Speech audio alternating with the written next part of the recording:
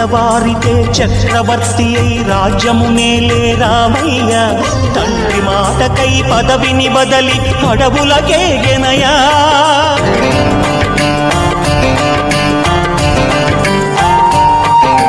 మహిలో జనులను కావగ వచ్చిన మహావిష్ణు అవతారమయ్య ఆలిని రక్కసుడపహరించితే ఆక్రోశించెనయా అసురుని త్రుంచి అమ్మను తెచ్చి అగ్ని పరీక్ష విధించెనయా సాగలి నిందకు సత్యము చాటగ కులసతినే విడనాడెనయ నా రాముని కష్టం లోకంలో ఎవరూ పడలేదయ్యా